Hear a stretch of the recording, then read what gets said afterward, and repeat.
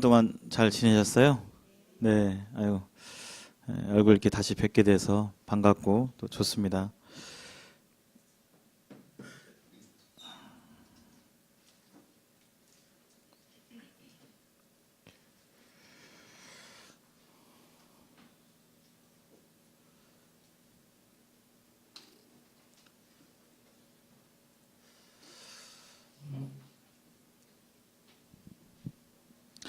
오늘 8번째 시간이 되었습니다. 참 인생을 살다 보면 누구나 다 계획을 하죠. 이맘때 여름에는 뭐 해야겠다. 내년도에 어디 여행을 가야겠다. 누가 몇 살이 되고 뭘 하니까 이렇게 해야겠다. 이런 계획들이 있습니다. 그러나 그 계획대로 다 마음대로 다 되지 않는 것이 우리 인생의 모습인 것을 이렇게 보게 되고, 또 우리 내일에 어떤 일이 일어날지 그 누구도 장담할 수 없는 것이 우리 인생의 또 모습인 것을 기억하게 됩니다.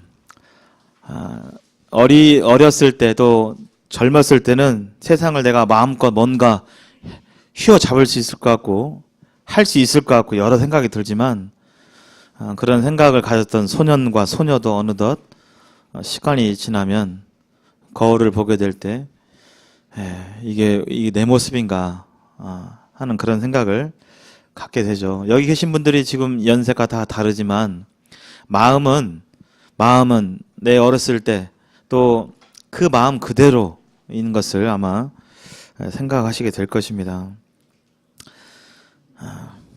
우리의 모든 생명이 하나님께로부터 왔고 또 하나님께 돌아가는 것이 인생에게 정하신 길인 것을 우리가 이렇게 보면서요, 오늘 8번째 시간 갖도록 하겠습니다. 오늘 이삭을 제물로 바침과 그다음에 이스라엘 민족이 어떻게 이루어가는지 이렇게 살펴보도록 하는데요. 지난 시간에 하나님께서 에덴 동산에서 최초의 인간인 아담과 하와가 하나님이 지으신 목적대로 살지 않고 하나님을 저버리고 생명을 주신 하나님을 저버리고 대적해서 죄 가운데 빠졌던 모습을 에덴 동산에서 살펴볼 수 있었고, 이제 하나님은 하나님 앞을 떠나서 그들이 나름대로 이렇게 살아가게 되는데, 그들에게 이제 영원한 지옥과 영원한 형벌이 대대로 있게 될 것을 말씀해 주셨고, 그와 더불어서 하나님께서는 구원의 길을 제시해 주셨습니다. 창세기 3장 15절에서 여자의 후손이란 분이 인류에 있는 이 모든 죄의 사슬을 끊어버리고 인류가 다시금 하나님께 나아갈 수 있는 길을 만들어 주실 것이라고 약속해 주셨고, 아담과 하와 때가 벌써 6,000년 전이거든요. 6,000년 전 거의. 그러니까 얼마나 오래됐어요. 이제 그때로부터 지금 6,000년이 흘러간 거예요. 6,000년이. 그리고 하나님께서는 그 여자의 후손을 언제 보내주신다고 했는데, 언제 보내주신다, 구체적으로 점점 어떤 모양으로 보내주신다, 어디에서 태어날 것이다, 어떤 모양새로 태어날 것이다, 그가 태어났을 때 어떻게 될 것이다, 성경은 계속적으로 그 전에, 태어나기 전에 예언해 주시는 것을 보게 됩니다. 그 가운데서 하나님께서 이 아브라함이란 이 민족을, 이 사람을 택해서 이 사람의 자손 가운데서 여자의 후손을 주시겠다고 약속해 주세요. 왜 이 사람이냐? 이것은 하나님의 주권입니다. 주권. 우리가 옷가게 가서 옷을 고를 수 있는 것은 점원의 말대로만 해야 됐나요, 혹시요? 나는 가만히 있고 점원이 이거 어울릴 것 같아요. 네, 알겠습니다. 이렇게 못 사시나요, 혹시요? 그렇게 안 사시죠. 이것도 보고 저것도 보고 색깔이 여러 가지로 내가 선택하고 그러잖아요.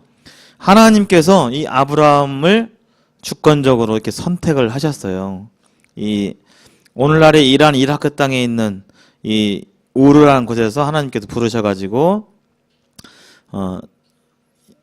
너는 고향과 친척과 아버지 집을 떠나 내가 내게 보여줄 땅으로 가라 해가지고 오늘날의 현재 이스라엘 땅으로 이 아브라함이라는 사람을 하나님께서 부르시고 가라고 명령하셨습니다. 그래서 여기에서 이제 정착을 하게 되었죠. 왜 그러셨는지는 정확히 모르겠으나 하나님께서 그렇게 하라고 하셨습니다. 그리고 아브라함은 이 먼 길을 하나님 말씀을 따라 떠났습니다. 하나님이 누구신지 몰랐다면, 어떤 분인지 몰랐다면 떠나지도 않겠죠. 누가 떠나라고 하는데 누가 여기 있겠습니까? 여기 고향이 좋은데 아는 단어도 많고 먹고 살기도 괜찮고, 그 가운데서 하나님께서 이 아브라함을 이곳에 오게 하고 이 가운데서 살게 하셨는데, 그때 이제 롯과 롯 조카인 롯을 함께 대동하게 되었죠. 그리고 하나님께서 아브라함에게 약속을 해주셨어요. 옛날 너네 조상 아담 때 내가 여자의 후손을 통해서 온 인류를 구원할 수 있는, 사탄 마귀가 활개치고 있는데 사탄 마귀의 권세를 깨트릴 구원자를 보내주시겠다, 여자의 후손을 보내주시겠다 했는데, 그 여자의 후손을 아브라함의 자손 가운데서 보내주시겠다고 약속을 해주셨어요. 너의 민족을 통해서 세계 모든 사람들이 복을 받겠다라고 약속을 해주셨는데, 그것은 뭐냐면 여자의 후손이란 존재를 통해서 온 세상 사람들이 다 차별 없이, 빈부 또 노소 남녀노소 할 것 없이 이 여자의 후손을 통해서 하나님께 나아갈 수 있는 길을 만들어 주시겠다고 약속해 주셨고, 바로 아브라함의 자손 가운데서, 얼마나 영광스러운 일입니까? 내 자손 가운데서 온 세상을 구원할 그런 자가 생긴다는 것에 대해서. 그래서 아브라함이 그 하나님의 말씀을 믿었어요. 여기 한번 읽어볼까요? 시작. 아브라함이 여호와를 믿으니 여호와께서 이를 그의 의로 여기시고.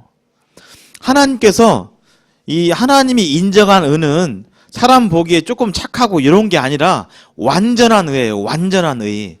거짓이 하나도 없고 죄가 하나도 없는 완전한 거룩함입니다. 우리가 사람을 볼 때 저 사람은 좀 착하고 저 사람은 막 연쇄살인범 아주 흉악하고 이게 생각을 하잖아요.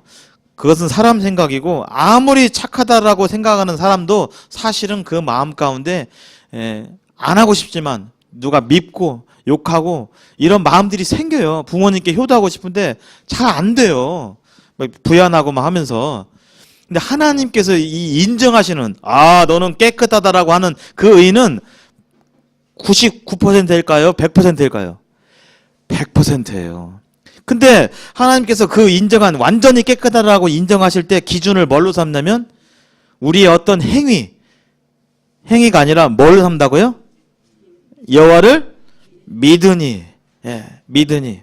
성경은 창세기부터 계시록까지 일관적으로 말하고 있습니다. 하나님께 나아갈 수 있는 방법은 우리의 행위가 아니라 뭐라고요? 믿음이에요. 믿음. 따라서 해보실까요? 믿음. 네. 그래서 우리가 교회 열심히 나간다고 해서 그것을 하나님께서 아이고 잘 나왔구나, 나를 위해서 네가 이렇게 노력했구나, 갸륵하구나 해가지고 그걸로 안 본다는 거예요. 그런 행동, 헌금을 네가 그렇게 많이 냈구나, 내가 네 형편을 다 아는데 이렇게 냈구나. 물론 그거 기뻐하시지만 그것 자체가 하나님께서 인정하시는 의가 아니라는 겁니다. 하나님을, 여호와를 믿는 것, 여호와의 말씀과 하나님을 믿는 것이 바로 하나님께서 인정하시는 거예요. 근데 그거 하고 교회 잘 나오고 헌금 막 잘 내고 교회 봉사 막 닦고 했는데 하나님 안 믿어요. 그러면 하나님께 어떻게 하실까요? 그것을 의로 여기실까요? 안 여기실까요?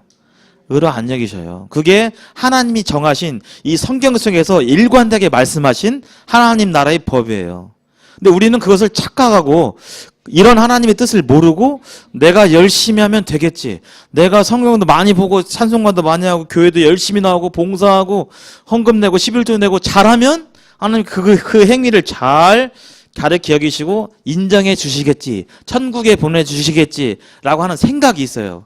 그것은 사람의 생각일까요? 하나님 생각일까요? 사람의 생각입니다. 하나님은 자기의 뜻을 이 성경에다 놓으셨어요. 성경에다가.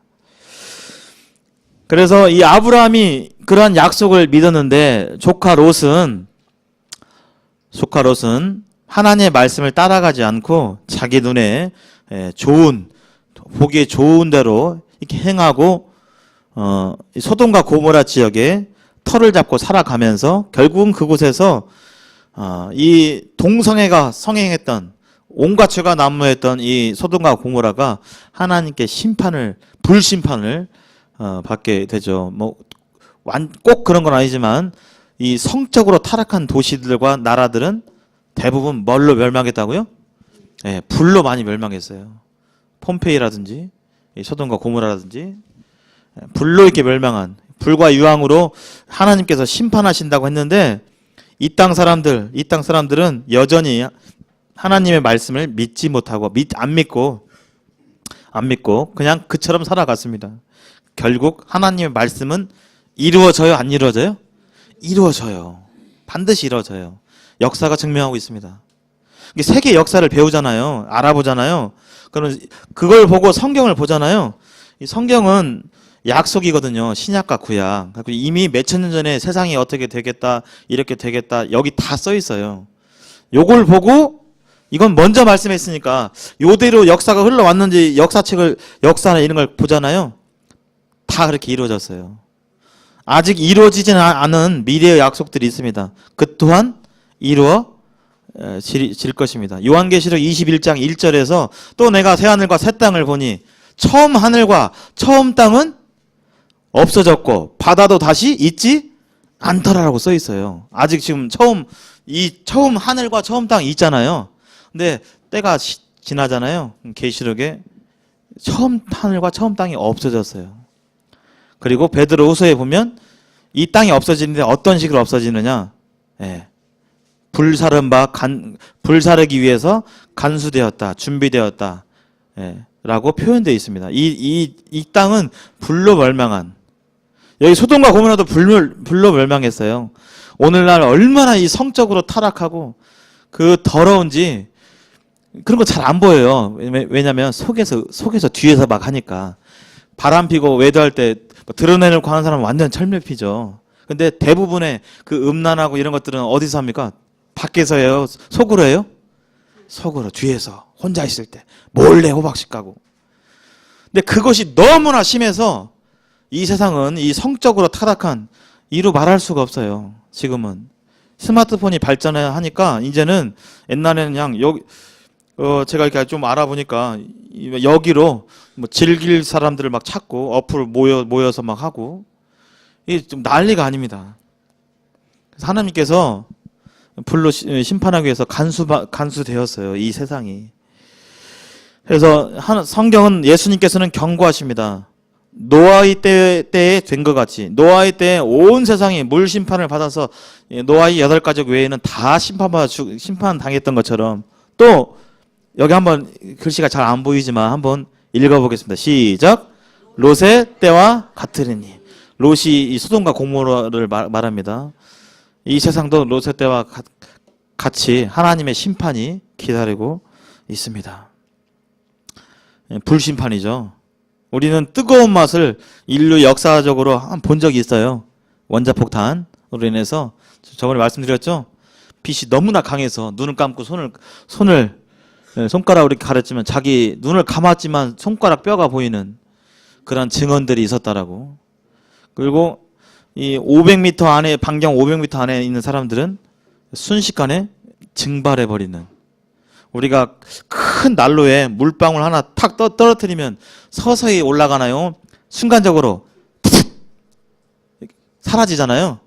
너무나 강력해서 그냥 순식간에 증발해버리는 이러한 이 뜨거운 불의 현장을 역사적으로 경험한 바가 있습니다.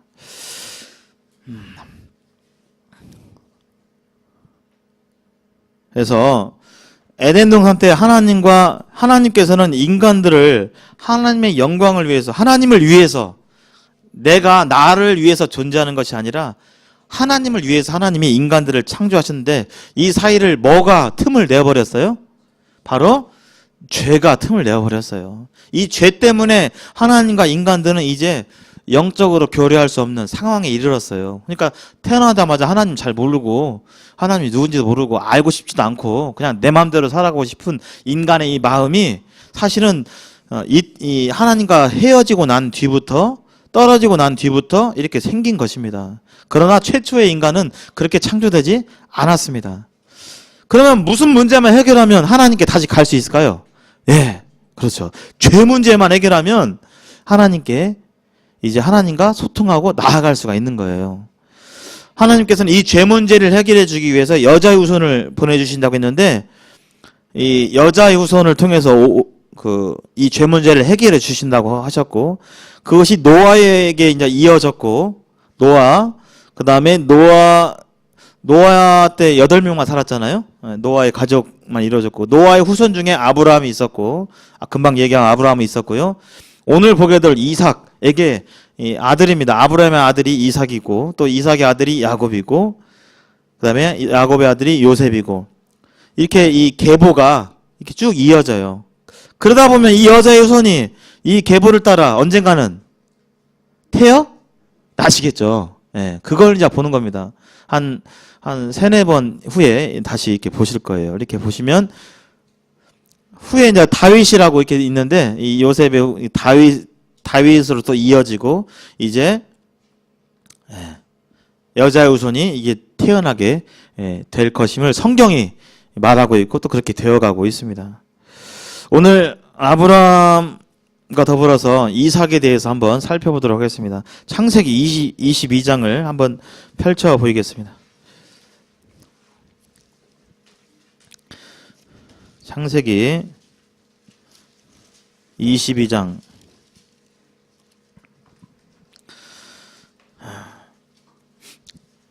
거기 잠깐 보시겠습니다.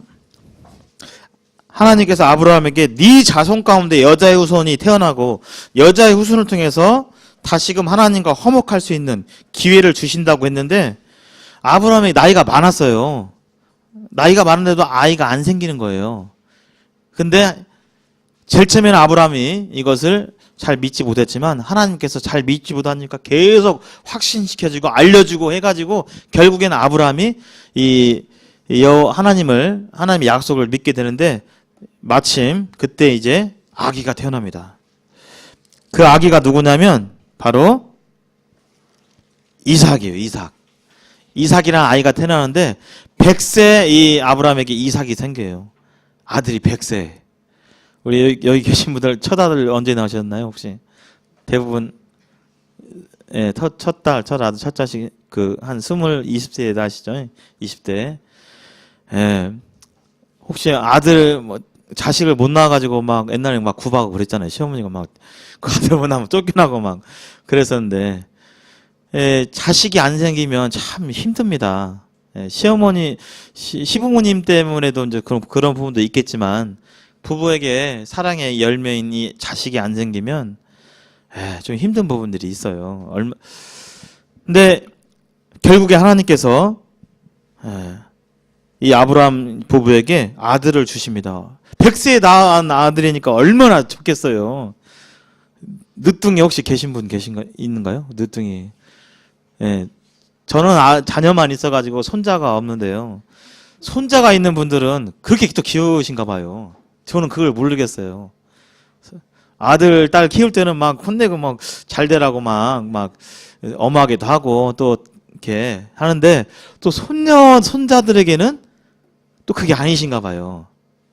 그래서 참 눈에 넣어도 안 아픈 그 손자들 이렇게 있는데, 100세에 이 아들 낳았으니까 얼마나 자식이 없다고 생겨서 얼마나 이렇게 좋겠어요. 근데 어느 날 하나님께서 여기 1절 보시겠습니다. 1절. 그 일 후에 하나님이 아브라함을 시험하시려고 그를 부르시되 아브라함아 하시니 그가 이르되 내가 여기 있나이다. 여호와께서 이르시되 네 아들 네 사랑하는 독자 이삭을 데리고 모리아 땅으로 가서 내가 네게 일러준 한 산 거기서 그를 번제로 드리라. 이렇게 말씀을 하십니다. 여기 네 아들 네 사랑하는 독자, 얼마나 사랑하셨으면 하나님이 이걸 아셨죠. 근데 이삭을 데리고 모리아 땅이라는 곳에 가서 산에서 번제로 드리래요. 번제가 뭘까요? 번자느냐 태우다라는 번자인데 제물을 태우는 거예요. 근데 제물이 누구예요? 자기 아들을 이삭을 태우라는 거예요. 죽여서 태우라는 겁니다. 이해가 잘 안 되시죠? 세상에 그 100세에 낳은 그 아들을, 사람을 죽여서 태워서 제사를 드리라고? 이해가 안 되시죠? 상식적으로 좀 이해가 안 됩니다. 지금 우리가 보는 이 성경이 구약이에요, 구약. 구약 때는요, 하나님께서 많은 기적과 이런 것들을 많이 보여주셨어요. 그래서 나중에 볼 홍해가 갈라져서 막 이스라엘 백성들이 바다를 건너가고 막 이런 기적들이 구약에는 많이 있었어요. 근데 그때는 왜 그랬냐면 하나님께서 이 성경이 완성되기 전이어서 하나님께서 그렇게 능력과 기적을 베푸셔서 하나님이 누구신지를 나타내 주셨어요. 근데 지금은 이 성경이 다 완성이 되었죠. 완성이 다 되었습니다. 하나님의 뜻과 계획을 다 여기다가 써놓으셔서 지금은 그런 기적적인 방법을 주로 사용하시지 않습니다. 근데 이때만 하더라도 구약이기 때문에 하나님께서 성경이, 그 당시에 이런 성경이 없었어요. 그래서 하나님의 뜻을 알려면 직접 이렇게 말했어요. 아브라함아, 누구야, 유쳐라, 이렇게 얘기를 하셨어요. 성경이 없었기 때문에. 근데 지금은 요걸 통해 얘기하시죠. 이때는 성경이 없었기 때문에 아브라함에게 직접 말씀해 주셨습니다. 아들을 번제로 바치라고. 이 말씀에 대해서 아브라함은 어떻게 했을까요? 자기 아들을, 눈에는 너무도 안 아픈 자식을 번제로 바치라니. 번제는요, 칼로 이제 이 제물을 죽여가지고 목을 따고 피를 다 쏟고 배를 갈라가지고 내장도 이렇게 꺼내고 팔다리도 자르고 각을 뜬다고 하는데, 잘라가지고 이제 불에 태우는 거예요. 불에 태우는. 근데 이 불에 태우는 번제는 노아의 때부터 있었어요. 또 더 나가면 아담과 하와 때도 이런 이 죽음이 있었습니다. 아담과 하와 때 뭘 입혔죠? 가죽옷을 입혔어요. 하나님께서 친히 잡으셔가지고 생명을 죽여서만 가죽옷이 나오는데 입혔고, 노아의 대홍수 때도 홍수가 끝난 다음에 노아가 뭘 드렸죠? 번제를 드렸어요. 이런 제사를 드렸어요. 생명을 죽여서 하나님께 드리는. 이 의미는 성경에서 계속적으로 이렇게 나오는데, 모든 하나님을 떠난 인생들은 그러한 죄가 있는 채로 하나님께 나아갈 수가 없음을 이렇게 나타내는 것입니다. 그래서 여기 보면 22장 아까 보면 3절 한번 보시겠습니다. 아브라함이 아침에 일찍 일어나 낙에게 안장을 지우고, 아침에 일찍 일어났어요. 아브라함이 잠을 잤는지 모르겠습니다. 새벽 뜬 눈으로 세웠는지 어떤지 모르겠지만, 아니면 편안히 잤는지 모르겠지만, 아침 일찍 일어나, 이 명령에 대해서 지체치 않고 아침 일찍 일어나 준비를 해가지고 두 종과 그의 아들 이삭을 데리고 번제에 쓸 나무를 쪼개어가지고, 장작질 했겠죠. 쪼개어가지고 떠나 하나님이 자기에게 일러주신 곳으로 가더니, 제3일에 아브라함이 눈을 들어 그곳을 멀리 바라본지라. 이에 아브라함이 종들에게 이르되, 5절, 종들에게 이르되 너희는 나귀와 함께 여기 기다리라. 이제 산에 올라가는 거예요. 그거 잘 보시기 바랍니다. 내가 아이와 함께 저기 가서 예배하고, 즉 번제로서 제물을 드리는 것으로 예배하고 우리가 너희에게로 돌아오리라 하고. 이 놀라운 말씀이 하나 있습니다. 여기 지금 종들과 같이 갔는데, 종들과 같이 갔어요. 근데 종들한테 이제 너는 여기 있고 너희는 여기 있고 이제 나와 내 아들 이삭이 저 산에 올라가서 제사를 드리겠다 했어요. 근데 제물이 누구였죠? 아들이었잖아요. 그러면 만약에 제물을 드리면 돌아오게 될 때는 상식적으로 생각할 때 몇 명이 와요? 예, 혼자 오겠죠. 아들은 죽었으니까. 근데 아브라함이 하는 말을 잘 보시기 바랍니다. 여기 저기 가서 예배하고 누가 너희에게로 돌아오래라고요? 누가? 우리가. 아브라함의 마음속에 이러한 생각과 믿음이 있었어요. 자기 자식을 죽이는데, 죽으면 혼자 와야 되는데 우리가 돌아온다. 뭘 생각했을까요? 아브라함은 하나님을. 네, 하나님은 기적을 베푸실 수 있다.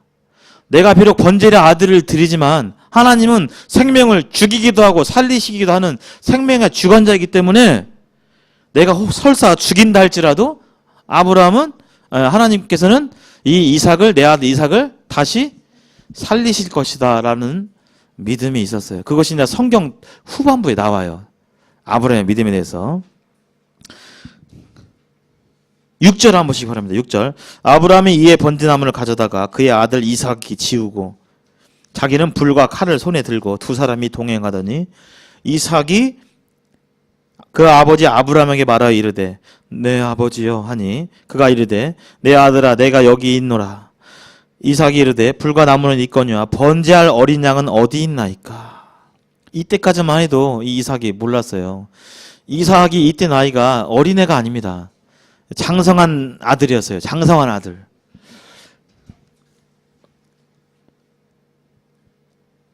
(8절) 한번 보시겠습니다. 8절.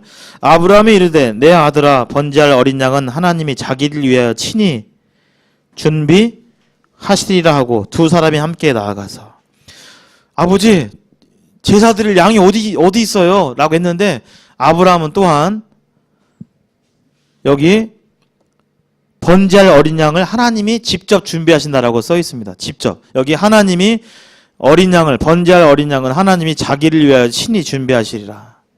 그러니까 지금 아브라함은 시종일관 하나님의 계획과 말씀을 뭐 했어요? 믿고 있어요. 믿었으니까 지금 아들을 데려가겠죠. 그리고 실제로 죽이는 데까지 이렇게 이르게 됩니다. 죽이려고 하는 데까지. 저기 한번 보시겠습니다. 그리고 9절 한번 보시죠. 하나님이 그에게 일러주신 곳에 이른지라 이에 아브라함이 그곳에 제단을 쌓고 나무를 버려놓고 그의 아들 이삭을 결박하여 제단 나무 위에 놓고 손을 내밀어 칼을 잡고 그 아들을 잡으려고 하는데 진짜 아니야 이거 죽이는 거예요. 진짜 죽이려고 칼을 내리치려고 하는데 그때 12절에 11절에 여호와의 사자가 하늘로부터 그를 불러 이르시되 아브라함아 아브라함아 하는지라 아브라함이 이르되 내가 여기 있나 하매 사자가 이르시되 그 아이에게 내 손을 대지 말라 그에게 아무 일도 하지 말라 내가 내 아들 내 독자까지도 내게 아끼지 아니하였으니 내가 이제야 내가 하나님을 경외하는 줄을 아노라. 이렇게 하면서 죽이려는 찰나에 딱 막으셨습니다. 그리고 14절 한번 보시죠. 14절 13절 아브라함이 눈을 들어 살펴본즉 순양이 뒤에 있는데 뿔이 수풀에 걸려 있는지라 아브라함이 가서 그 순양을 가져다가 아들을 대신하여 번제로 드렸더라. 여기 하나님의 아까 아브라함의 믿음대로 하나님께서 순양을 준비해 주셨어요.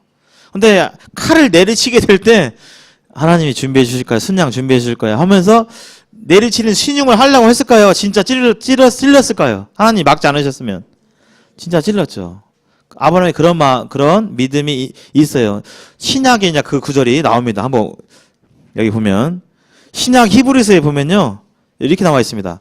아브라함이 시험을 받을 때 믿음으로 이삭을 드렸으니 그는 약속들을 받은 자로 돼 그 외아들을 드렸느니라. 그에게 이미 말씀하시기로 내 자손이라 칭할 자는 이삭으로 말미암으리라 하셨으니 그가 하나님이 여기 노란색 한번 읽어보실까요? 시작. 그가 하나님이 능히 이삭을 죽은 자 가운데서 다시 살리실 줄로 생각한지라. 내가 죽이더라도 하나님은 살릴 수 있어 라고 하나님을 믿은 거예요. 그러니까 가짜로 아마 내가 하려고 할 때 하나님이 스탑 하실 거야 이렇게 생각 안 한 거죠. 왜냐하면 아브라함은 왜 이렇게 믿게 됐냐면 아브라함이 뭘 약속해 주셨죠? 아브라함의 자손을 통해서 여자의 후손이 구원자가 태어난다고 그랬잖아요. 그러면 내 유일한 아들, 이 아들은 살아야 돼요? 안 살아야 돼요? 살아야 되겠죠. 설령 죽었다 할지라도 하나님이 다시 그 약속을 지키시려면 이 아들을 어떻게 하셔야 돼요? 살려야 되겠죠. 하나님은 약속을 반드시 지키시는 분입니다. 하나님은 약속을 반드시 지키는 분이고 또 그렇게 해오셨습니다. 그래서 이 아브라함이 믿었던 그 약속이 그거였어요. 하나님은 그것을 의로 여기셨어요. 그 마음을.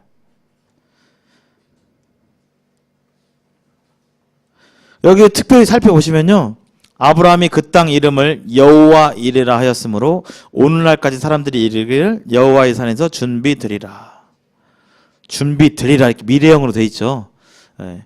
후에 이것은 이제 나중에 가보면 이 이삭이 드렸던 그 장소에서 바로 여자의 후손과 관련된 어떤 사건이 일어납니다. 그래서 그것을 이중으로 이렇게 예언한 이중으로 표현한 부분이 되겠습니다. 여호와의 산에서 준비드리라.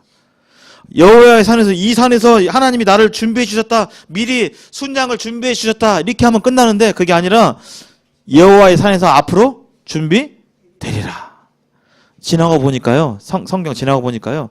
여자의 후손이 이 땅에서 약 2000년 뒤에 이 땅에서 이 산에서 이 이삭이 누워있던 이 자리에서 그 하나님의 구원자가 구원을 이루시는 그런 일이 일어납니다. 그걸 염두에 두고 준비되리라 하신 거예요. 이삭의 이제 아브라함이 이런 믿음 가운데서 하나님을 섬겼고 이제 이삭이 죽지 않고 아브라함의 후손으로 이렇게 지냈습니다. 그리고 이제 이삭이 이제 또 자라고 또 결혼하고 또 해가지고 이제 이삭이 아들을 낳아요. 아들을 낳았는데 이제 쌍둥이를 낳았는데 여기는 에서라는 형이 있고 그다음에 그의 팔 뒤꿈치를 붙잡은 자 야곱이라는 사람이 태어납니다. 그래서 형이 에서고 요 지금 발을 잡고 있는 요 아이가 야곱이에요. 야곱. 아까 이삭의 아들 두 아들들 야곱이 이렇게 있습니다. 그 아브라함의 믿음을 이삭에게 가르쳤겠죠. 내가 너 하나님께서 이렇게 해주시고 이렇게 했던 부분에 대해서 이삭은 알았고 또 경험했고 했습니다. 태어났는데 이 두 형제가 서로 이제 경쟁 관계에 이렇게 있었어요. 근데 이스라엘 나라의 풍속에서는 장자에게 큰 권리가 있었어요. 장자. 우리나라도 지금 큰아들 하면 지금은 별로 이제 큰아들 얘기 안 하는데 옛날에는 큰아들 그냥 우리 큰아들 맛있는 거 있으면 큰아들만 주고 그냥 큰아들. 저도 바나나를 중학교 때 처음 먹어봤는데요. 옛날 귀했잖아요. 바나나 막 하나가 한 30년 전에 3,000원, 2,000원 그랬어요. 하나. 근데 저희 형이 또 큰아들이라고 막 어머니가 운동선수였거든요. 축구선수. 형만 막 그 사주는 거예요. 바나나 하나. 2,000원짜리. 지금도 기억합니다. 효자동 쌍용 아파트에서. 형만 막 이렇게 그런 경우도 있었습니다. 그래도 형이라고 큰아들을 이렇게 위해주고 하는 그런 게 있었잖아요. 옛날에는 더 심했고 지금은 이제 좀 덜하는데 이스라엘 나라에서 이 장자에게는 큰 축복이 있었어요. 특히 이 아브라함과 이삭의 이 가문에 있어서 축복이 있었는데 그건 뭐냐면 그 장자의 후손 중에서 장자의 명분을 가진 자의 후손 중에서 바로 여러 아들들이 있지만 장자의 후손을 통해서 여자의 후손 구원자가 태어나는 거예요. 이거 얼마나 큰 영예입니까? 예. 하나님을 알고 하나님을 믿는 자에게는 이것이 큰 영예일 것입니다. 근데 하나님 별로 안 믿고 내 마음대로 살아가고 그냥 내 뜻대로 살아가게 되면 뭐 그러든지 말든지 그냥 내가 살아가겠다 이런 생각을 가질 수 있겠죠. 근데 이 장자는 어쨌거나 에서였어요. 근데 어느 날 이 야곱이라는 사람이 약삭 빠르고 아주 그냥 이 잔머리가 잘 돌아가는 사람이었어요. 이 사람도 그런 사람도 있죠. 어떤 사람은 고지식하고 그냥 손해 보고 그냥 어떤 사람들은 막 내가 저번에 밥 샀으니까 이번에 네가 사야 되고 막 그거 다 계산하면서 이번에 네 차례인데 왜 네가 안 사고 막 그런 사람들이 있어요. 또 어떤 분들은 그냥 에이 뭐 내가 왜 사지 뭐 그냥 안 따지고 하는 사람도 있고 근데 이 야곱은 그런 사람이었어요. 근데 가만히 보니까 이 하나님의 구원자가 나중에 내 후손 중에서 태어난다는 것이 얼마나 좋고 축복인가. 또 이 장자들은 하나님을 집안의 가문으로 대표해서 섬길 수 있는 그런 특권이 있었어요. 유교주의에서도 그러잖아요. 그 큰아들이 장손들이 이렇게 뭔가 하는 그 권리가 있는데 이 에서가 장자였지만 야곱이 그것을 탐내고 그랬습니다. 그래서 어느 날 이 형은 남자다운 사람이었어요. 사냥하고 근육이 우락부락 나오고 털이 막 북실북실하고. 예. 근데 이 야곱은 조금 여성스럽고, 예. 사냥 이런 거보다는 막 요리하고 뭐 이렇게 하는 것을 좋아하는 이 형에 비해서 좀 더 여성적인 사람이었어요. 근데 하나님 나라를 사모하고 하나님의 축복을 사모했던 그런 사람이었습니다. 장자는 에서인데. 근데 어느 날 에서가 밖에서 사냥하다가 너무 배고파가지고 집에 들어오는데 이 야곱이 이 팥죽을 써가지고 죽을 써가지고 너 엄청 배고프지? 너가 이거 내가 팥죽 줄 테니까 너의 장자의 명분을 나한테 팔아라. 팥죽 한 그릇에 팔아라. 했을 때 에서가 어떻게 했을까요? 에서가 정말 하나님이 어떤 분인 줄 알고 하나님의 그 축복을 아는 사람이라면 팥죽이 아니라 금덩어리라도 이 장자의 명분을 팔았을까요? 안 팔았을까요? 그 가치를 알면 안 팔겠죠. 근데 에서가 이 팥죽 한 그릇에 장자의 명분을 팔아버렸어요. 그러니까 이 행동을 통해서 이 사람이 어떤 마음과 믿음과 생각을 가지고 있는지 알 수가 있죠. 우리는 그의 행동을 보면 어떤 생각을 가진지 알 수가 있어요. 그렇잖아요.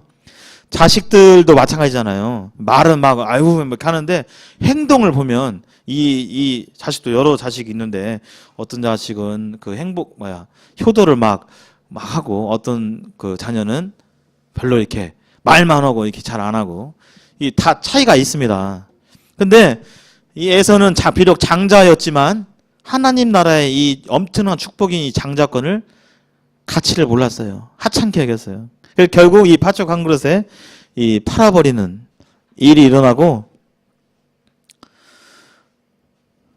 이제 아까 모리아 산에서 아까 아브라함이 이삭을 죽이렸던 그 이삭이 이제 나이가 들어서 죽게 되는데 우리가 보통 이렇게 돌아가시기 전이나 그때 유언이나 유산 이렇게 하잖아요. 유산 상속에 대해서 야야 이제 내가 이제 살 날이 얼마 안 남았구나. 아파트는 누가 하고 큰아들이 하고 예금 통장 저기 봉동에 땅 3,000평은 둘째 아들이 하고 이렇게 하잖아요. 또 필요하고 그것이. 근데 이삭이 돌아가실 때가 돼가지고 이제 이스라엘 나라에서 이제 돌아가시기 전에 축복하는 그 아버지가 자녀에게 축복하는 그러한 전통이 있었습니다. 그 축복을 통해서 이제 하나님의 그 메시아의 그 태어남과 이런 축복이 이어지는 거거든요. 근데 그때도 역시 이 약삭빠른 야곱이 형을 속여가지고 형이 아까 털이 북실북실하고 막 그랬다고 했잖아요. 얼굴에 붉고 이 야곱이 형인 채 해가지고 막 여기다 팔에다가 막 동물 털을 갖다 붙이고 막 해가지고 이 이삭이 나이가 많아가지고 지금 눈이 잘 안 보였어요. 그래가지고 이 아버지를 엄마와 함께 속여가지고 형인 척 해가지고 이 하늘나라의 축복을 그가 받아냅니다. 비록 약삭 빠르고 조금 그렇지만 이 야곱은 하늘나라에 보이지 않는 하늘나라에 아직 오지 않은 그 하늘나라의 복을 알고 있었어요. 또 믿고 있었고 반면에 에서는 그가 장자였지만 그 권리를 포기하고 그냥 내 마음대로 살아가고자 했던 그러한 복을 얻어가지고 결국엔 축복권을 얻어내고 뒤늦게 에서가 와가지고 내가 축복을 받아야 되는데 이 야곱이 가로챘어요. 그걸 깨닫고 야곱을 죽이려고 막 찾아다니니까 야곱이 이 집에 있을 수 없어가지고 엄마 외삼촌네 집에 가서 20년을 거기서 지내게 돼요. 하고 거기서 이제 아내도 얻고 해가지고 12명의 아들을 이렇게 낳게 됩니다. 그리고 20년이 지난 뒤에 거기서 고생을 해요. 약삭 빠른 이 사람들은 하나님께서 이렇게 연단하시고 고생을 시키다가 20년이 지난 뒤에야 다시 하나님의 부르심 가운데 다시 이 부모의 땅으로 돌아오게 되는 일이 생깁니다. 그때 하나님의 사자를 만나게 되는데요. 하나님의 사자와 씨름하면서 내가 이렇게 험난한 삶을 살았지만 하나님의 복을 원합니다. 하나님을 만나기 원하고 하나님과 가까이 교제하기를 원하고 하나님께서 예비하신 복을 저는 받기를 원합니다.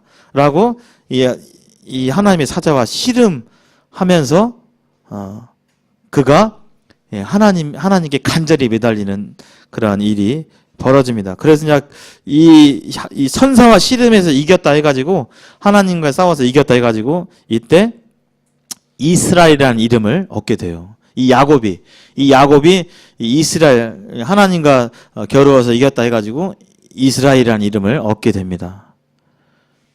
그래서 지금 아브라함과 이삭, 야곱까지 지금 하나님의 그 메시아 여자의 후손의 그 계보가 이어지고 있습니다. 그리고 이제 이 야곱의 아들 요셉에게 이어져요. 요셉에게. 여기 한번 보겠습니다. 거의 다 왔는데요. 창세기 37장 한번 보시겠습니다.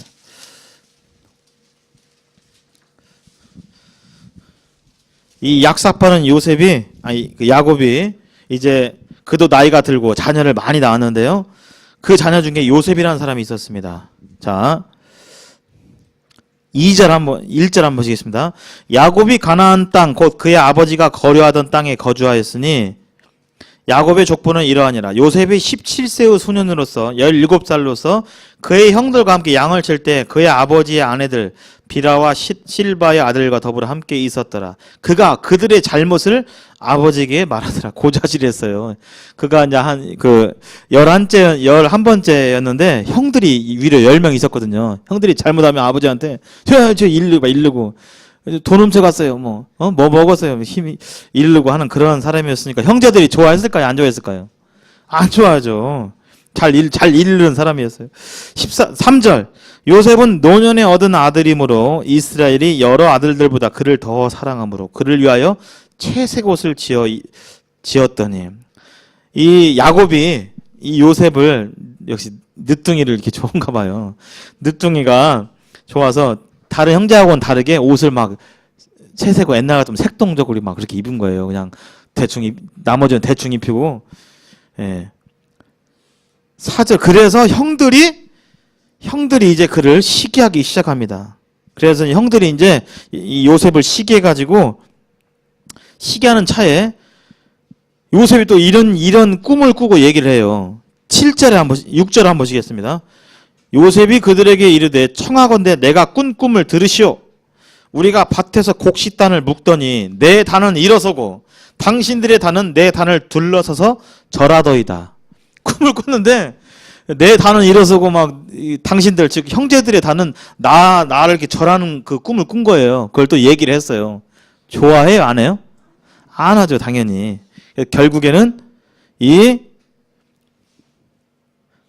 형제들이 이 요셉을 구덩이를 파가지고 죽이려고 하는데 이제 그 마청이 야 죽이지는 말자 해가지고 결국엔 구덩이에 팔아가지고 이제 얘를 팔아버려요. 요셉을 상인들한테 팔아버려요. 옛날에도 노예 막 이런 게 있었기 때문에 인신매매 이런 게 있었거든요. 노예 시장이 있었기 때문에 이 동생 요셉을 노예로 팔아버려요. 그래서 이 노예로 판 이 요셉이 누구에게까지 이제 팔리냐면 바로 이집트의 친위 대장 고위직 공무원인데요. 친위 대장의 집에 팔려가게 됩니다. 이 요셉이. 근데 요셉이 하는 짓이 똑똑하고 벌써 이제 좀 다르니까 이 집에서 이 노예로 팔려간 요셉이 이 집에서 일을 너무나 잘하고 벌써 말하는 거나 이것이 다른 거예요. 그래서 그 집에서 이 2인자가 돼요. 그 집의 모든 살림과 일들을 다 도맡아서 하는 그런 사람이 됩니다. 사람이 되는데 그 친위대장 이름이 보디발인데요. 보디발의 아내가 이 요셉을 또 유혹을 해요. 이 17세의 소년이니까 또 미소년이고 똑똑하고 그냥 그러니까 막 이 여자가 그 아내가 여주인이 요셉을 유혹하는데요. 그러나 이 요셉의 마음속에는 그가 비록 이렇게 형제들에게 팔리는 이런 비극이 일어나요.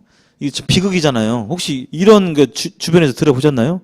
형제가 자기 형제를 동생을 팔아버렸어요. 인신매매로. 완전 막장가족이죠. 비관하고 그럴 수 있었을 텐데 요셉은 비관치 않고 또 이렇게 그 집에서 잘 되어가지고 잘 나갔을 때 그 마음 중심에 뭐가 있는지 한번 보시겠습니다. 자, 39장 한번 보시겠습니다. 뒤로 한두 장 넘기셔서요.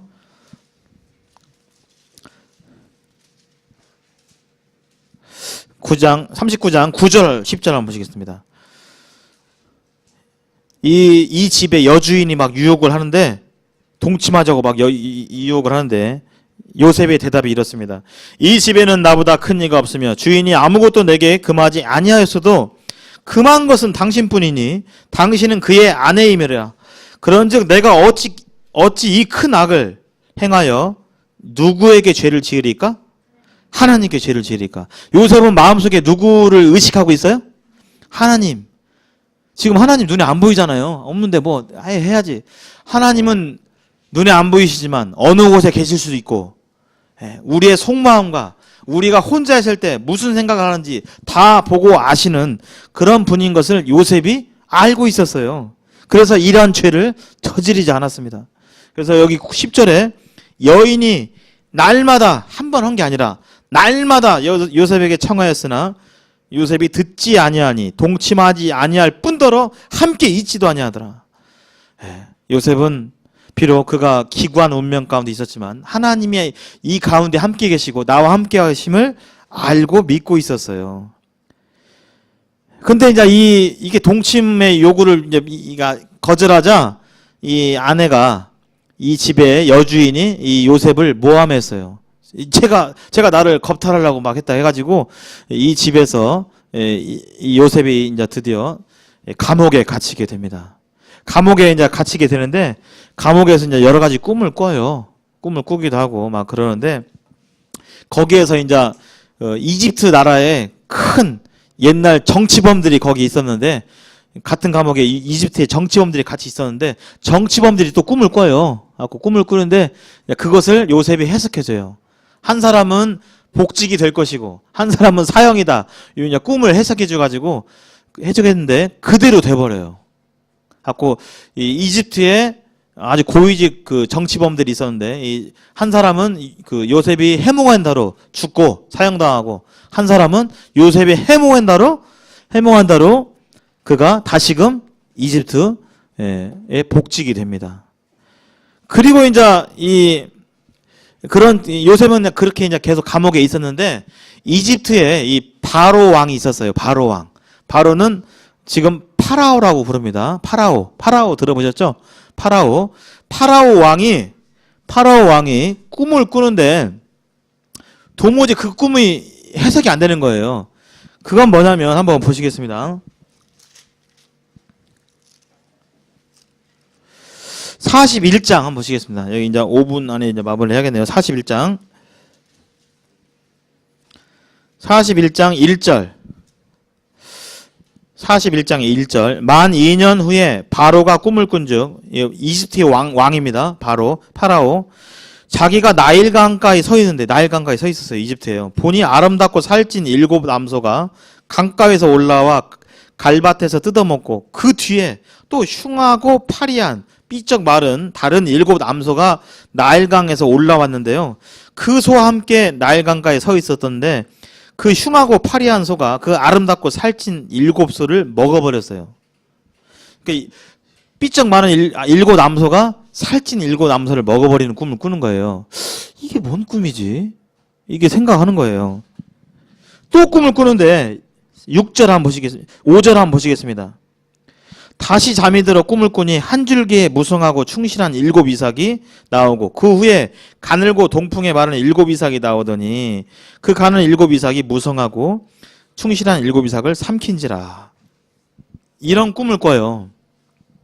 삐쩍 마른 것들이 튼실한 것들을 먹어버리는 꿈을 꾸는데 바로가 도통 해석을 못하는 거예요. 갖고 온 신하들에게 내가 꿈꿈을 해석할 자를 찾아와라 했는데 아무도 못 찾아오게 되는 거예요. 그때 아까 감옥에서 요셉이 꿈을 해몽해가지고 다시금 복직한 그 신하가 2년 전에 2, 3년 전에 요셉이 자기의 꿈을 해석해가지고 내가 이렇게 살았다는 것에 대해서 그걸 기억해내가지고 감옥에 어떤 사람이 있는데 그가 해몽을 해가지고 내가 이렇게 오늘 저녁에 복직을 했습니다. 그가 꿈을 해석을 잘합니다 해가지고 요셉을 불러가지고 꿈 해몽을 하게 됩니다.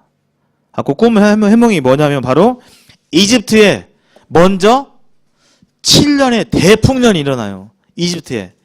그리고 7년의 대풍년이 끝난 뒤에 다시 7년의 큰 흉년이 일어나는데 어떤 게 더 셀까요?